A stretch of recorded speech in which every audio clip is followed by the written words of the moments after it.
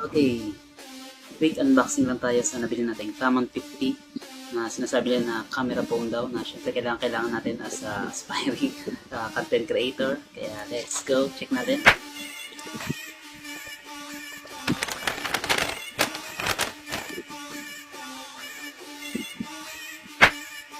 Okay, palang balot niya. Then, yan, doble-doble yung balot. Ayan, unang makikita natin. Okay. Oh, yeah. Pa. First, ay yung previous nila. Ayan, yung Tecno Camon 50. Yep, nakalagay. Ayan, check natin yung laman. Okay, yung laman niya. Ayan. Okay. Ano ba to? Parang string. Hindi natin paano pa ito gamitin. String. And then, itong ay ba ito? Tanggal. Wireless earphone. Ayan, parang ganyan daw yun. Nalagay yata. Hindi rin sure. Ayan, check natin sa susunod. Ayan, yun lang pala yung laman ng previous nila. Okay. Okay, at may another previous pa pala. Ayan, isang SIM na nakadikit dito sa may housing ng phone box niya. Then, ito na mismo yung ating Camon 50 na binili. Ayan.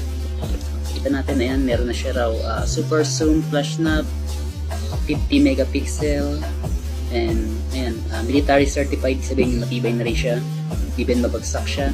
Ayan, IP69 na water and dust resistance, ayan, saka water, ano rin to, may aqua mode rin siya, pwede sa ilalim ng tubig. And then, ayun nga, nakalagay 256 gig ROM and 16 gig RAM, isa sa kinonsider natin sa pagbili ng phone dahil kailangan talaga natin as a content creator ng mataas yung memory ng cellphone. And then of course, syempre yung camera niya, isa rin sa pinaka-consider din natin. Of course, syempre yung magandang camera. And then syempre meron din siyang 65 milliamperes battery.